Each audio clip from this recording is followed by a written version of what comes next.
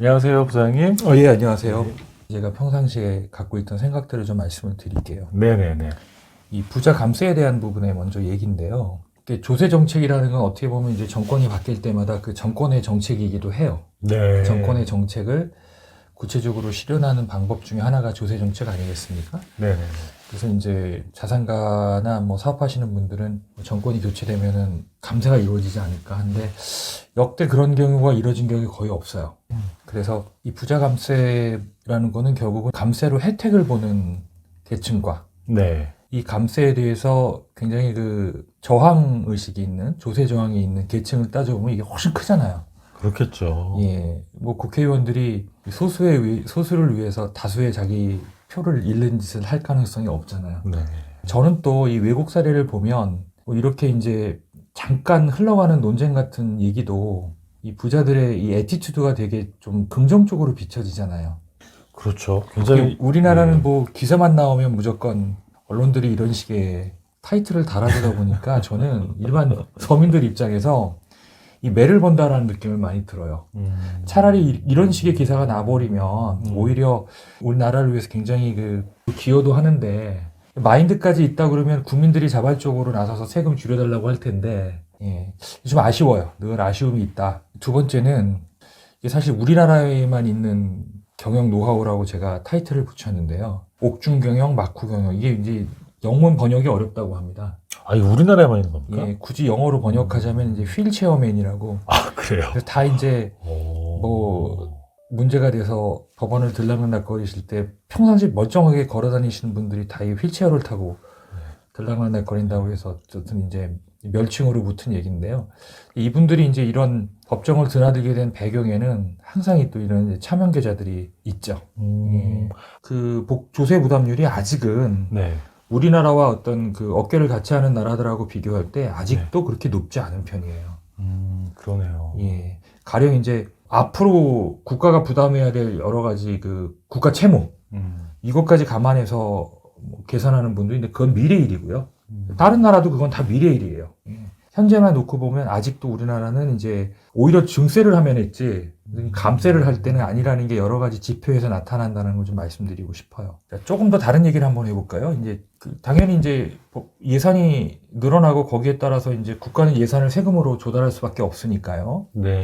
국민들이 이제 세금을 부담해야 되는 액수도 커지고 기간도 늘어날 겁니다. 세금 해방일이라는 게 있어요. 실제 당연히 이렇게 늘어날 수밖에 없죠. 지금 우리나라 뭐 경제 규모가 세계 뭐 8위권에 있다고 하잖아요. 3만 불 5천만 명 인구하는 3050 클럽에도 우리나라가 지금 7번째인가 세계에서 가입돼 있고요. 그러니까 이제 거기에 걸맞는 지출 규모를 짜야 되니까 당연히 이제 선진국처럼 그 인생의 3할은 세금을 내기 이게 저기 유럽의 복지국가들은 6월까지 세금 해방일이 문제는 이제 실제 그 세금이 자기를 위해 쓰인다라는 그 체감도가 높냐 낮냐의 문제겠죠. 제가 이제 하나 쟁점화하고 싶은 거는 과연 그러면 이게 국민 전체인데 CEO의 세금 해방일은 언제일까? 궁금한데요. 예, 그걸 한번 제가 말씀드리려고요. 사실 CEO의 해방일은요, 제 개인적으로 보면은 무덤에 들어갈 때 것 같아요. 예. 되게 잔인한 얘기인데. 왜냐면 이제 특히 법인을 하시는 분들은 실제 법인세가 많이 내봐야 20%입니다. 뒤에 이제 기업이 성숙기에 도달하면서 이제 부의 가업의 승계가 많이 이루어지잖아요. 그때 이제 세금이 뭐 소장님도 잘 아시겠지만 뭐 40%, 50% 맞습니다. 어떻게 보면 이제 사업과 인생의 후반부에 세금이 이렇게 집중이 될 수밖에 없어요. 그러다 보니까 이 세금을 줄이려고 굉장히 다양한 절세 시도들을 하죠. 근데 이제 국가 입장에서는 그 절세 시도를 최대한 막아야 될 입장이다 보니까 엄청나게 많은 세금을 거두려는 어떤 규정들을 만들고 있죠. 실제 여기 나와 있는 내용들을 보면 이게 이제 사업의 후반부에 있는 기업들이 많이 하는 거래들이에요. 부의 무상 이전 또는 뭐 승계를 위해서 하든. 예. 이제 그런 것들을 전부 다 일정 기준을 정해서 세금을 걷겠다. 그래서 후반부로 갈수록 이제 세금이 더 많아지는 거죠. 그러니까 어떻게 보면 이분들은 해방일이라고 하기는 그렇고요. 이게 이제 죽어야 끝나는 것도 아니에요. 예, 본인들의 세금 문제를 정리해야 죽어야 끝나는 거고, 어떻게 보면 그 세금 문제를 계속 후대에까지 숙제로 남겨줄 수 있기 때문에 세금 해방일이 어떻게 보면 몇 세대를 지나야 해방이 될 수도 있는 이제 그런 사안일 수도 있다라고 말씀드립니다. 그러니까 CEO의 세금 해방일은 없다라고 봐도 되겠군요. 예, 그렇죠. 네. 그럼 이렇게 저 개인적으로 볼 때 중소기업 해방일이 단축하기 어려운 이유가 네. 이 방대한 세법을 네. 중소기업이 어떻게 미리 사전에, 제가 뭐 예전에 저도 대기업에 있었지만 대기업은 개정된다는 사실을 미리 알고 신호 전에 이미 출발을 해요. 근데 중소기업은 이미 출발 신호가 울렸는데도 그게 출발 신호인지조차 모르는 경우가 많다는 거죠. 굉장히 인상적인 것 같아요. 맞는 말씀 같아요. 제가 이제 양의 탈을 쓴 늑대 이렇게 표현을 했는데요. 예. 이게 이게 양일까요? 늑대군요. 겉을 보면 양 같잖아요. 예. 자세히 보면 늑대죠. 네. 예. 그래서 이제 모든 이 세법은 어떻게 보면 이제 형식을 규율한 거예요. 네. 그렇지만 이제 그 형식을 빌려서 조세를 부당하게 감도시키려고 하지 않았나? 그래서 이제 실질을 보게 되는 거죠. 실질 과세라는 게 있는 거예요. 예. 자, 그렇지만 그렇다고 해서 이제 너무 실질을 무게를 두면 이제 조세권이 남용이 되겠죠. 국세청의 징수권이. 그래서 이제 조세 법률주의라는 게 있어서 법대로 해석해라. 합리적인 이유 없이 확장하거나 유치하지 마라. 그렇지만 우리는 항상 이거는 보겠다. 제가 한번 읽어보겠습니다. 국세기본법 14조 실질과세, 귀속에 대한 실질과세, 거래 내용에 대한 실질과세, 조세 회피 방지를 위한 실질과세. 제3자를 통한 간접적인 방법이나 둘 이상의 행위 또는 거래를 거치는 방법으로 세법의 혜택을 부당하게 받기 위한 것으로 인정되는 경우에는 그 경제적 실질 내용에 따라 당사자가 직접 거래를 한 것으로 보거나 연속된 하나의 행위 또는 거래를 한 것으로 보아 세법을 적용. 예, 쉽게 말씀드리면 우리가 이제 시험에 주관식이 있고 객관식이 있잖아요. 네. 객관식은 맞으면 100점, 틀리면 빵점이에요. 주관식은 몰라서 써도 빵점은 안 줘요. 예, 대충 우리 학교 다닐 때 썰 풀면은 그렇죠, 그렇죠. 네, 네. 낙제는 안 주잖아요. 근데 객관식은 틀리면 빵점이니까 이건 낙제잖아요. 마찬가지로 이 내용은 결론적으로 이제 간단하게 제가 요약을 하자면 그냥 현상을 보고 판단하겠다는 거예요. 근데 주관식처럼 채점을 하겠다는 거죠. 주관식이다. 그렇죠. 예. 이게 주관식이라는 부분은 이제 얼마나 이게 실질을 담고 있는지 더 쉽게 말씀드리면 연불에 관심이 어느 정도 들이고 제법을 가지고 간 건지 연불엔 전혀 관심 없이 제법만 취한 건지 그거는 이제 주관적으로 판단하겠다는 부분이죠. 단지 그 주관이 남용될 수 있으니까 조세 법률주의를 우선하라. 뭐 이렇게 이제 요약을 할 수 있을 것 같아요. 이해됩니다. 제가 이제 CEO분들 만나면은 가업승계 어떻게 얘기를 할 때 이렇게 많은 쥐레가 묻혀져 있어요. 어마어마합니다. 예, 그러면 이 쥐레를 피하는 법을 알려줄 거냐? 아니면 아예 제거해주고 물려줄 거냐? 소장님 같으면 어떻게 하겠어요? 쥐레는 피하는 법을 알려줘가지고는 쉽지 않죠. 그렇죠. 근본적인 해결책이 아니니까. 예, 그렇죠. 왜냐하면 그러다가 한두 개라도 뇌관이 제거 안 된 게 있으면 그거 자녀가 밟으면 큰일 나니까 이건 어쨌든 제거해 주는 게 저는 맞는 것 같아요. 저는 이제 가압승계 할 때 절세도 있고 다 중요한데 이렇게 이제 관리 부실로 인해서 누적된 이 리스크를 최대한 내대에 제거해 주고 정리해 주는 게 중요하다라는. 왜냐하면 이것도 이게 하나 터지면 그것만 터지는 게 아니라요. 특정 시점에 한꺼번에 이제 연쇄적으로 다 연결돼서 터지게 돼 있기 때문에 이게 이제 아까 말한 대로 인생의 후반부에 이런 문제가 하나 팍팍 터져봐요. 힘들겠죠. 난감하겠죠. 그리고 이제 세무조사에 대해서 뭐 저는 이제 세무조사를 실무를 한 공무원 출신은 아니기 때문에 그냥 제가 그동안에 세무조사에 주변에 있으면서 느낀 소회를 좀 말씀드릴게요. 옛날에 우리 그 단체 기합 봤잖아요. 네.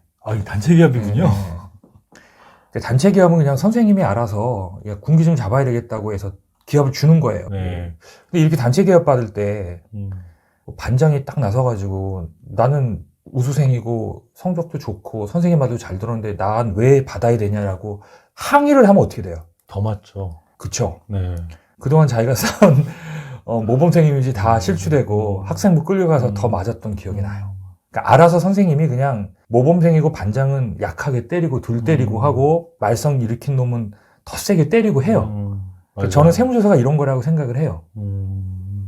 어느 정도 징수하려고 나왔다면 뭐 상황 봤는데 자기들도 잘하고 있으면 적당하게 그냥 한두 건수 잡아서 가져가는 거고 심각하면 더 때리는 건데 나는 완벽한데 왜 문제 삼냐라는. 근데 이 완벽의 기준이 본인 입장에 완벽한 거죠.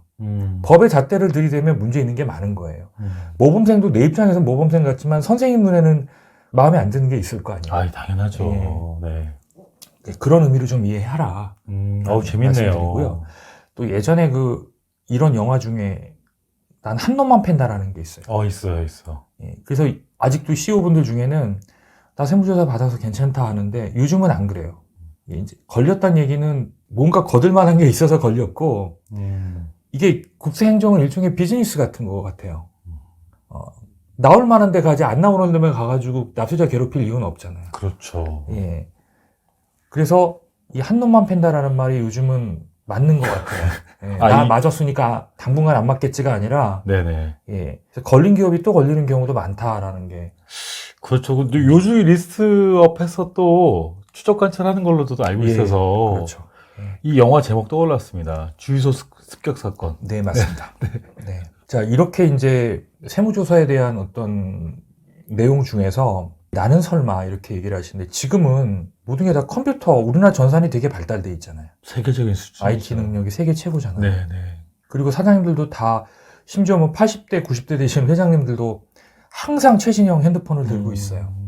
자, 그런데 이쪽 인식은 아직도 이 공중전화 걸 때의 인식을 갖고 계신 분들이 많다는 거죠. 적절한 비유입니다. 네. 네. 이것도 좀 인식의 전환이 필요하다는 의미에서 제가 한번 좀 말씀드리고 네. 싶은 거고요. 네. 또 그렇다고 해서 어떤 거든 세무조사 나올까봐 아무것도 난 안 하겠다. 네네. 이것도 또 문제예요. 우리 음. 얼마 전에 코로나 주사 맞을 때 나는 부작용 때문에 안 맞아. 지금도 30%는 그래서 안 맞는다며요. 물론 이제 기저질환이 있고 해서 맞을 수 없는 분도 계시지만 그냥 난 무조건 위험하니까 안 맞는다고 하시는 분들이 있잖아요. 근데 이게 안 맞아서 생기는 부작용이 훨씬 더 리스크하다고 그러잖아요. 맞아서 생기는 부작용은 확률도 낮고.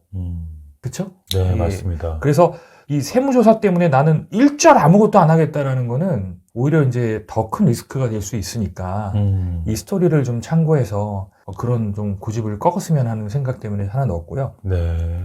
자, 마지막으로 이제 가끔 신문 기사에 뭐 경제가 어렵다, 뭐 어떤 국가적으로 약간 좀 힘든 상황이 될 때 세무조사 면제해주겠다. 국세청이 할 수 있는 카드는 이거밖에 없어요. 네. 근데 이때 항상 기준으로 나온 게 매출 100억 미만 이렇게 나와 있어요. 맞아요. 예. 네, 예. 그렇습니다. 뭐 특별한 이유가 있는 것 같지는 않아요. 제가 국세청에 있는 지인한테 그 얘기는 뭐냐면 이제 매출 100억이 넘어가면 적어도 국세행정 쪽에서는 홀로서기가 가능한 기업이다. 예. 이 뭐 100은 여러 의미가 있죠. 네. 우리나라 옛날에 곰이 단군 신화에도 마늘 먹고 나온 것도 100일이고 여러 가지 예, 돌잔치도 100일이고 100일 기도 드린다 그러고 이 100이 주는 의미가 뭐 그런 게 있는지 모르겠는데 국세에서도 이 100억이라는 기준이 있어요. 뭐 세법에 정확히 100억이라고 되어 있는 건 아닙니다만 그래서 이제 제가 이걸 나온 거는 이제 100억 정도 되면 세무조사라는 부분이 성장통으로 반드시 겪어야 될 거기 때문에 그때부터는 세무관리를 좀 세무대리인들하고 스킨십도 해가면서 좀 잘해야 된다는 의미에서 한번 넣어봤습니다. 저 오늘 시간 가는 거 모르고 이제 너무 재밌게 들었었고요.